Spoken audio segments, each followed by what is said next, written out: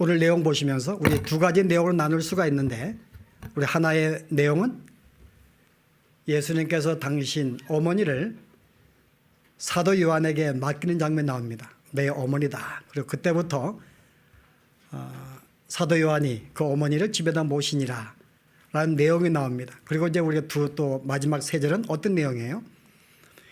이에 예수께서 모든 것을 다 이루신 줄 아시고, 자, 이제 모든 것이 끝났습니다. 성경의 말씀을 이루게 하기 위해서 하시는 제스처가 있습니다.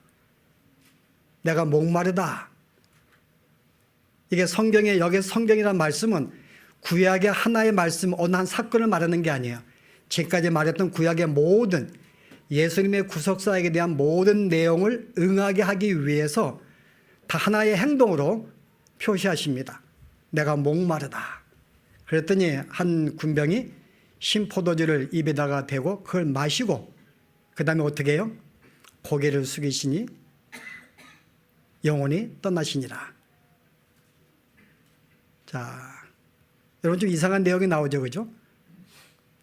실제 여러분들 보실 때 고개를 숙인 후에 영혼이 떠나는 거 하고 영혼이 떠난 다음에 고개를 숙인다. 어느 문장이 더 자연스러운 것 같아요? 이거는 지금 아직 본문에 들어간 게 아니기 때문에 그냥 우리가 이렇게 좀 머리 운동하자고 내는 질문입니다. 영혼이 떠나시니 머리를 숙이더라 라는 말씀하고 머리를 숙이시니 영혼이 떠나니라. 어느 게 자연스러운 문장 같아요? 고개를 숙이는 것은 뭐에 대한 결과입니까? 영혼이 떠나면은 고개를 숙이게 돼 있어요. 그 여기는 영혼이 떠나지 않았는데 예수님이 고개를 숙이십니다. 뭘 의미하기 위해서요? 이제 내가 모든 것을 다 이루었다고 하는 어떤 그런 암시를 우리에게 주는 것입니다. 내가 이제 모든 걸 다 이루었다. 그 의미로 고개를 숙이는데 드디어 이제 영혼이 떠나십니다. 자, 그리고 하시는 말씀이 성경이 뭐라 그랬어요? 이 모든 것은 구약에 예언된 모든 성경을 이루게 함이니라. 자, 여러분 이 내용이 지금 뭐가 생각이 나요? 구약에 크게 우리 한 그림을 우리에게 보여주고 있는데, 여러분 마가복음 보시게 되면은 15장 23절인가요? 예수님이 목이 마르다 그럴 때에 어느 한 군병들이 어떻게 해요? 그에게 몰약을 탄 포도주를 그에게 줍니다. 예수님 마셨는가 안 마셨는가요? 마시지 아니했어요. 지금 쿵작이 안 맞고 있는데 아직 안 나왔죠, 그죠? 예. 제가 읽죠, 뭐. 제가 여러분들 하여금 불편하게 마가복음 했더니 지금 요한복음이 나오고, 예, 제가 마가복음 읽습니다. 23절에 몰약을 탄 포도주를 주었으니 예수께서 받지 아니하시니라. 자, 몰약을 탄 포도주를 주었는데 예수님 마시지 않습니다. 근데 오늘 본문은 목마르다 하시니까 신 포도주를 주었는데 그것을 마십니다. 자, 성경이 잘못되었는가요? 여러분 다른 사건입니다. 앞에서는 목마르다 안 하셨어요. 그런데 한 병정이 고의로 몰약을 탄 포도주를 찍어다가 예수님의 입에다 대었더니 예수님이 안 마시는 것입니다. 여기 몰약이라는 것은 당시의 사형수들이 채찍에 밤새 맞고 십자가에 못 지려 고통을 당하기 때문에 굉장히 고통스러운 거야. 그래서 그들의 고통을 덜어주기 위해서 호의적인 마음으로 이 마취제와 같은 것입니다. 이것을 그에게 좀 이렇게 마시게 함으로써 고통을 제거하는 그런 마음이에요. 군병들이 그 광경을 보니까 너무나 고통스럽게 보이거든요. 그래서 몰약을 탄 이 마취제를 예수님의 입에다가 대었더니 그가 마시지 아니했다. 이게 마가복음의 15장 내용입니다. 왜 마시지 아니했을까요? 예수님께서 철저하게 죄의 값을 치른다는 의미입니다.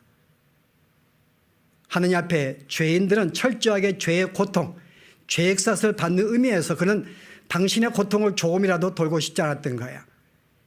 죄의 값이 얼마나 큰지를 다시 한번 그것을 알게 만들기 위해서 그는 고의로 이 포도주를 마시지 아니합니다. 그런데 그 다음에 예수께서 목마르다. 여기서 목마르다 뭐 일부러 성경의 말씀을 이루게 하기 위해서 의도적으로 내가 목마르다고 말씀합니다. 그랬더니 이것도 분명히 또 신포도주를 해용해 찍어가지고 우슬초에다 발라서 입에 대었더니 마십니다. 이건 두 번 사건이에요. 이 포도주는 당시의 사형을 집행하는 로마의 장병들이 마시는 거야. 목이 마를 때 피곤하기 때문에 그들이 자기들의 피로를 덜어주기 위해서 갈증을 해소하기 위해서 마시는 포도주입니다. 그 일부러 목마르다고 표시하시면서 그랬더니 병정이 자기들이 마시는 포도주를 준 것입니다. 이것을 입에 대고 마시고 그다음에 돌아가시고 모든 일을 이루었다고 말씀합니다. 자, 어떤 일이 연상이 돼요? 포도주. 우리 앞에 예수님께서 그것을 가지고 내 피라고 말씀했습니다. 자, 구약에 우슬초에다가 하나의 양의 피를 발라서 문저방에 발라서 이스라엘 백성이 구원받는 사건이 나옵니다. 비슷한 그림이 그려지죠. 우슬에 피를 발라서 그 입에 대니 문지방에 발랐기 때문에 그 사건으로 말미암아 430년간 애굽의 식민지로 노예로 살았던 그들이 드디어 암흑에서 자유의 몸으로 이제 어떤 밝은 땅으로 이동이 되는 그런 사건이 됩니다. 바로 이 그림을 첫째 보여주고 싶은 거예요. 바로 이 사건은 430년간 어둠에 갇혔던 자들을 다시금 자유의 몸으로 풀어주는 사건이다. 이것을 그림하게 예수님께서 일부러 목요일마다 말씀하시고 그 입술에 포도주를 죽이시는 그런 내용이 전개되는 것입니다. 오늘 그래서 이 십자가의 죽으심 바로 이와 같은 사건을 큰 그림으로 두고 우리가 지난 시간 몇 가지 우리가 나누었어요. 구약의 무엇은 성취인가. 자, 마지막 그림이 이제 어머니를 이제 예수님의 어머니를 사도 요한에게 맡기는 장면입니다. 우리 그 전에 한 가지 생각할 것은요. 자, 예수님의 십자가 밑에 예수님의 어머니 마리아 외에 누가 되어 있었는가요? 아마 다른 많은 여인들이 있었을 텐데 거기에 딱 세 여인만 소개합니다. 어떤 여인인가요? 예수님의 어머니 마리아. 또 하나는요. 여기 성경은 조금 번역이 잘못되었는데 이모와 글로바의 아내 마리아와 여기 이모와 글로바의 아내는 두 개의 독립된 내용이 아닙니다. 이모이면서 글로바의 아내인 마리아와 한 내용이에요. 그럼 이모라 그러면은 분명히 예수님의 어머니의 여동생이 될 것입니다. 그런데 실제 성경은 여러분 자녀에게 이름을 줄 때 두 언니와 동생이 둘 때 마리아를 주지 않습니다. 부모에게 자식한테는 자기 이름을 물려줘요. 이스라엘은 보편적으로. 그래서 보통 어머니 이름을 많이 갖습니다. 그래서 마리아가 굉장히 많아요. 그런데 실제 동생한테 이름을 겹치지 아니합니다. 그 성경은 우리가 이문했지만 원래는 sister, 오히려 요셉의 이 마리아의 남편 요셉의 누이 동생을 우리가 알 수 있습니다. 그래서 실제 여기엔 누구예요? 고모가 되는 거죠. 고모이면서 글로바의 아내인 마리아와 자, 두 번째 마리아가 소개됩니다. 세 번째 마리아는 누구죠? 막달라 마리아. 거기에 많은 여인들이 있었는데 예수님의 십자가 밑에 서 있는 여인들을 세 마리아가 서 있다고 종합해서 이야기합니다. 예수님 어머니 마리아, 그 다음에 글로바의 아내 마리아, 막달라 마리아. 이 마리아를 여러분 왜 적었을까요, 여러분? 이게 오늘 우리에게 주고자 하는 의미입니다. 이 마리아가 원래 어디서 나왔는 마리아 여러분 뜻을 안돼요? 마리아의 뜻이? 우리는 그 성경에서 마리아의 뜻을 모르고 자녀들에게 보통 마리아 주는데 마리아의 이름은 괴로움, 쓰다, 고통스럽다 그 뜻입니다. 원래 이것이 구약에 보면은 마라의 발전된 언어예요. 마라. 그러니까 마라가 알죠? 마라가 성경 어디서 나와요? 마라. 여러분 루키 1장에 보시게 되면은 나오미가 등장합니다. 그러니까 나오미가 자기의 남편과 두 아들을 함께 네 가족이 함께 이스라엘의 기근이 나가지고 모압 땅으로 피신을 가요. 자기 모든 땅을 다 팔아버리고 그 다음에 피신을 갑니다. 거기에서 두 며느리를 만나요. 그런데 갑자기 아버지가 죽습니다. 그 다음에 두 아들이 죽습니다. 남아있는 사람은 나오미 자기와 두 며느리밖에 없는 거예요. 이제 거기에 더 이상 살 이유가 없습니다. 소망이 없습니다. 그래서 다시 내가 이스라엘로 돌아가겠다 그랬더니 두 며느리 가운데 한 며느리는 나는 여기 남겠습니다.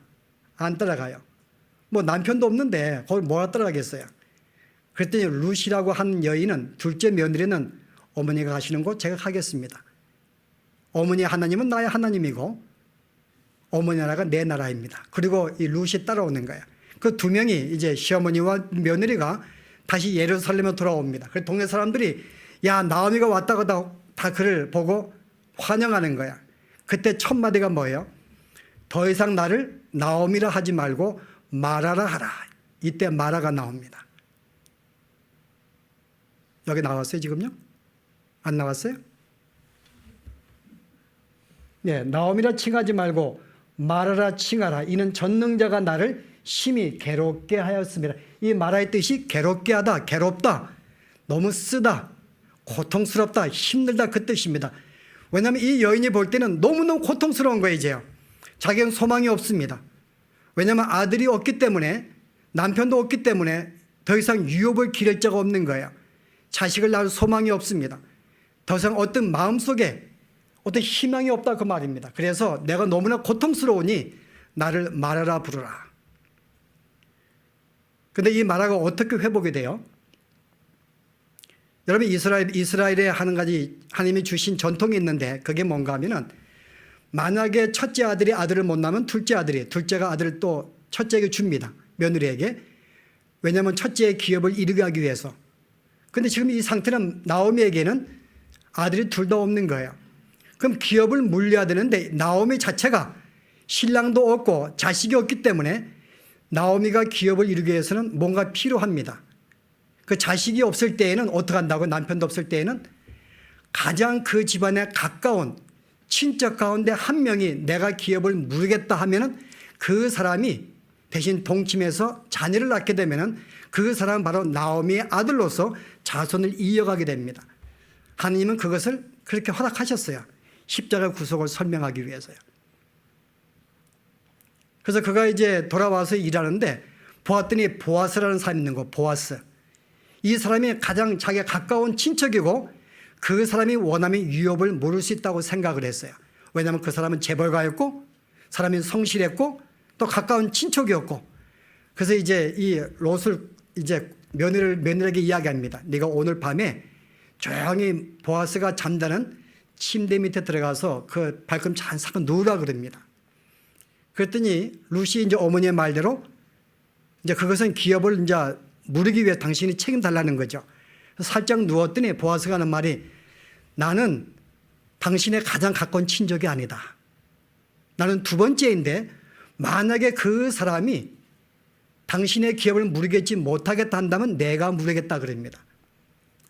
그래서 이제 그 사람이 가서 이야기했더니 그 사람이 전신적 이 모든 공중 앞에서 나는 첫째 기업을 물을 자이지만은 혹시 이 여인을 내가 아내로 삼다 보면은 내가 그에게 재산도 줘야 돼 여러 가지 손해를 많이 볼 것 같으니까는 나는 그의 유업을 내가 물기 싫다라고 거절합니다. 공적으로. 그랬더니 보아스가 그러면 내가 이것을 치르겠다. 내가 받겠다 그러고 드디어 기업 물을 자는 낳습니다. 그래서 동침하고 아들을 낳았는데 나오미가 그 아들을 보고 어떻게 해요? 너무너무 기뻤어요. 그리고 바로 이것이 나의 아들이라고 그럽니다. 하나님은 나의 슬픔을 기쁨으로 만들어 주었다. 나의 기쁨과 나의 소망을 주었다는 거죠. 바로 그것이 여러분 룻기서의 내용입니다. 이 룻기는 한마디로 그리스도의 구속사역을 보여주고 있는 거예요. 오늘 여기에 이 마리아가 일부 등장한 것은 십자가 밑에 모든 여인들, 즉 모든 사람들은 실제 모든 것을 상실하고 잃어버린 소망이 없는 바로 마리아와 같은 존재라는 것. 실제 마리아의 뜻이 그 뜻이에요. 너는 그런 존재였다는 거죠. 하나님을 떠난 인생들은 더 이상 소망도 없고 어떤 희망도 없는 고통과 괴로움과 슬픔밖에 없는 바로 이게 이 땅의 삶이고 모든 인간들이 누릴 수밖에 없는 받을 수밖에 없는 고통이라는 것입니다. 근데 그가 누구를 통해서요? 바로 유업 물을 자 친척을 통하여 혜택을 받습니다.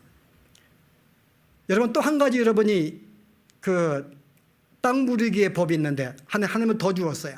좀 이게 정치적으로 말하기 위해서 하나님이 이스라엘 백성 모든 지파에게 땅을 주었습니다.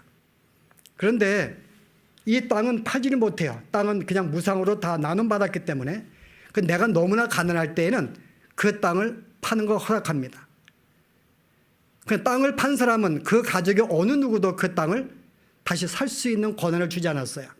만약에 그 땅을 찾기 원하면은 너에게 가장 가까운 친척이 그를 마음도 있고 재력도 있는 사람이 그 땅을 찾아주면은 그러면 땅을 차지할 수가 있습니다. 그 집안 식구는 안 되는 거예요. 오늘 나오미의 경우가 그런 경우입니다.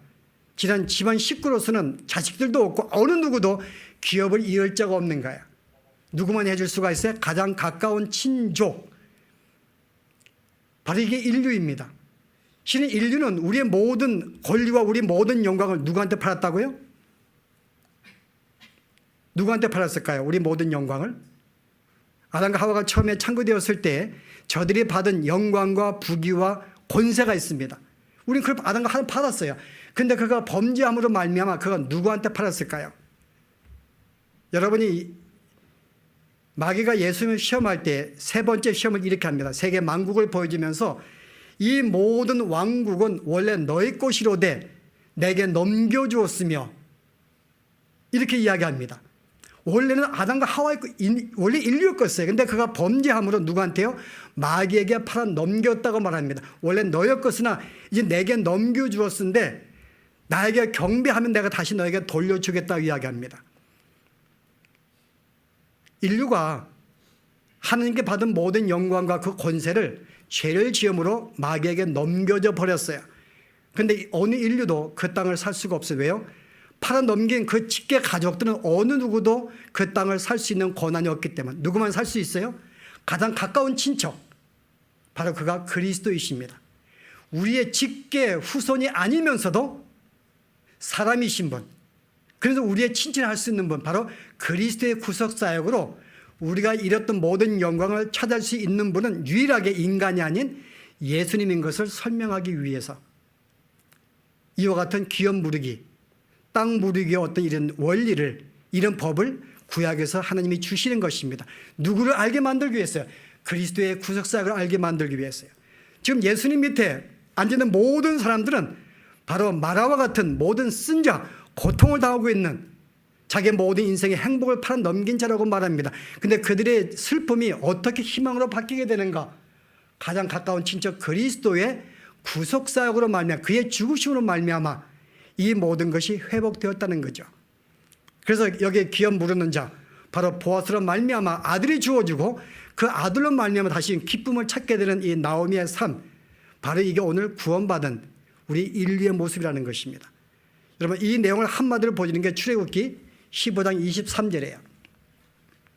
자, 어떤 내용이에요? 우리 한 10년 정도 가야지 콤비가 맞을 거야 아마. 할 수 없죠. 이스라엘 백성이 출애굽을 했습니다. 시내산에 이르기 전에 너무나 목이 말라가지고 그들이 조금 마음속에 속상함이 있었어요.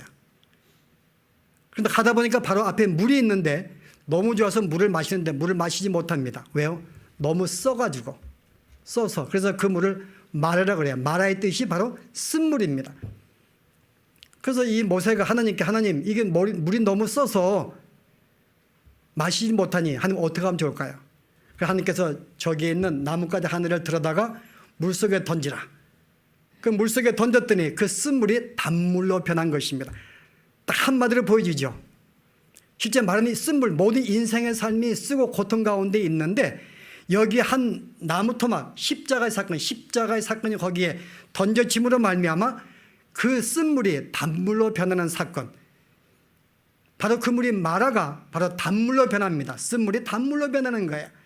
오늘 여기에 하나 이 마리아가 이렇게 의도적으로 마리아만 등장시킨 것은 인류가 어떤 존재이며 그런 존재가 바로 십자가의 사건으로 어떻게 그 존재가 변했는가를 보여주기 위한 목적으로, 이게 모든 성경에 우리에게 보여지는 하나의 예언의 말씀인 것입니다. 인생이 어떤 존재인가?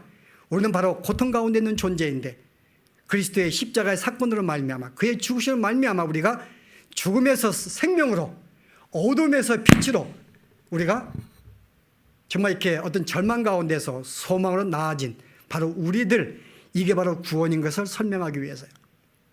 우리는 그렇게 구원받은 자들입니다. 여러분, 이것은 감격이 있어야 돼요. 그런데 오늘 이 사건을 설명하면서 예수님이 이어서 이 내용을 발전시킵니다. 우리는 그런 존재들인데 이런 존재들이 이제 하나가 뭉쳤습니다. 우리 여기가 지금 여기에 모인 분들은 바로 어둠 가운데 빛으로 나온 분들입니다. 절망에서 소망으로 지금 가져온 분들이에요. 정말 노예에서 자유인이 되었습니다. 우리 빛을 본 자들이고 옛날 노예에서 이제는 자유의 몸, 주인의 몸이 된 존재들입니다. 그런 경험한 자들이 모인 것이에요. 바로 이것을 새로운 가족이라고 성경은 말합니다. 우리는 새로운 가족이 되었다는 거예요. 오늘 이 성경을 설명하기 위해서 오늘 이제 사도 요한에게 이 말씀합니다. 야, 내 어머니다. 가서 모시라 그럽니다. 여러분, 실제 예수님께 형제들이 없었을까요? 두 아들이 있었고 자기 외에도 그 다음에 누이들이 있었어요. 아니, 자기가 죽으면 마땅히 두 동생들이 누이들이 모시고, 아니 계속 모셨습니다. 실은 그건 당연한 거 자식인데, 근데 이 사도 요한은 의도적으로 바로 그때부터 그들과 관계를 끊어버리고 이 사도 요한의 어머니가 되어서 그가 모셨다고 성경을 쓴 이유가 뭘까요? 물론 가끔 같다고 볼 수 있습니다. 무엇을 설명하기 위해서요? 바로 예수 믿는 게 바로 그거라는 거죠. 오늘 절망에서 소망으로 오늘 경험한 모든 사람들은 하나의 공동체인데 우리들은 누구인가? 옛날의 모든 삶에서 끊쳐지고 새로운 가족이 형성된 새로운 가족, 새로운 것을 설명하기 위해서 오늘 의도적으로 이 말씀을 쓴 것입니다. 우리는 누구인가요? 새로운 가족이라는 거죠. 이와 같은 가족은 바로 이와 같은 경험에 의해서 모든 경험한 자들이 모인 곳입니다. 우리는 새로운 가족입니다. 여러분이 이것을 실감하지 못하면 아직 구원의 아직 그 의미를 알지 못하는 것입니다. 여전히 내가 육적인 가족들보다 영적인 가족, 주의 그리스도 안에서 뭉쳐진 이 가족이 얼마나 귀중한지를, 더 소중한지를 알지 못한다면 아직 우리는 이 구속사역의 의미를 아직은 우리가 이해하지 못하는 거예요.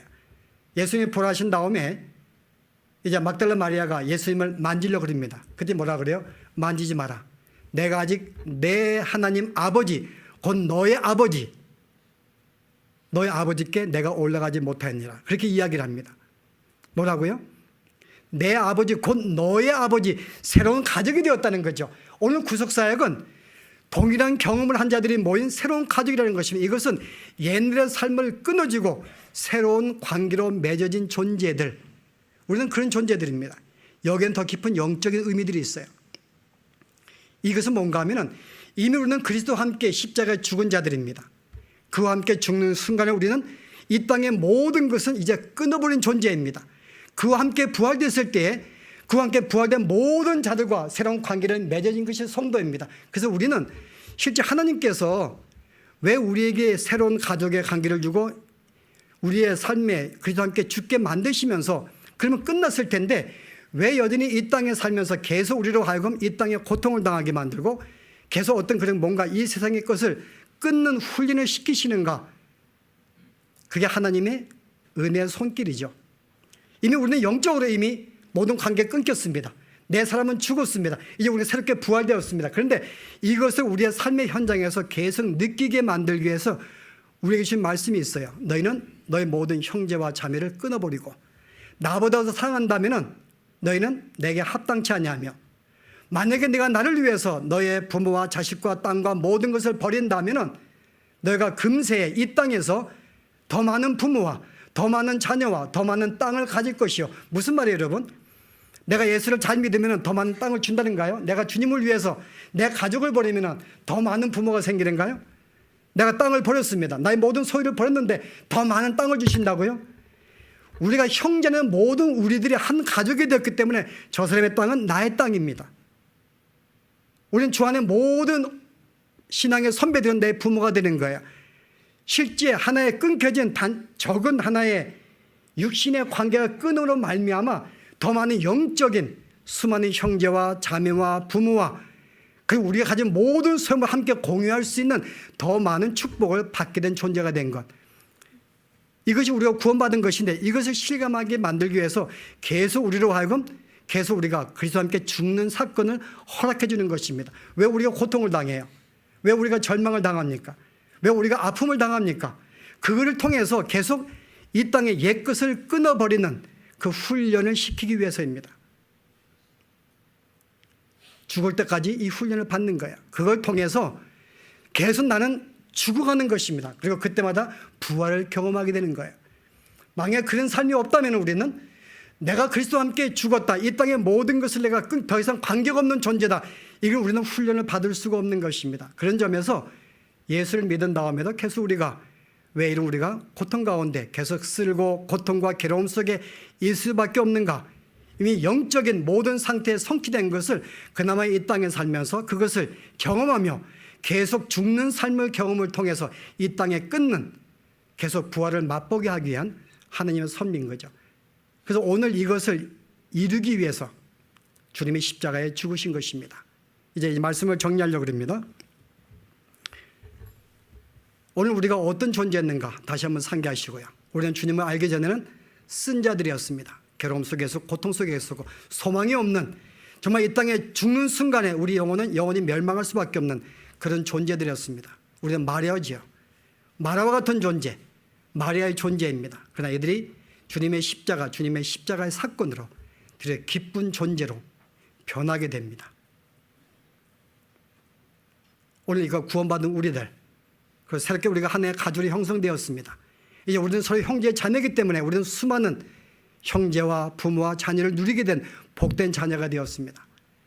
정말 이 삶이 무엇인지 우리가 분명히 안다면 우리가 정말 다시 한번 믿음의 식구들을 다시 한번 나의 진정한 아껴야 될 형제로 알고 서로 사랑하며 아낄 수 있는 그런 관계가 되길 바랍니다. 기도하시겠습니다.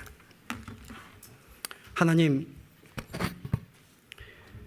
오늘 예수님의 십자가의 사건을 통하여 그 결과가 무엇인지 오늘 마리아의 사건을 통해 하나의 교훈을 받습니다. 바로 남편과 자식을 잊어버리고 유업을 잃을 자가 없을 말미암아 더 이상 소망이 없는 절망밖에 없는 마리아, 바로 이것이 우리의 존재였습니다. 그러나 그가 유업 물을 자 보아스를 통하여 하나님, 그가 새로운 생명과 유업을 받게 되었듯이 우리가 우리의 참으로 가장 가까운 친족, 바로 그리스도의 그분으로 말미암아 우리가 새로운 유업을 받을 자로, 새로운 생명 얻은 자로 갖게 되었음을 고백합니다. 이제 절망에서 희망으로, 어둠에서 빛으로, 우리가 고통에서 우리가 평안으로 나오게 된 우리 모두들 주님의 은혜입니다. 이제 우리가 모여 한 식구가 되었사오니 하나님, 우리가 얼마나 귀한 존재를 알게 하시고 이제 모든 우리가 옛사람을 다시 한번 정리하게 하시며 새로운 공동체로 서로 아끼며 사랑하며 서로 유의하며 하나님의 백성의 아름다운 사랑을 실천하며 살 수 있는 저희들의 삶이 되도록 축복하여 주시옵소서. 예수 이름으로 기도합나이다.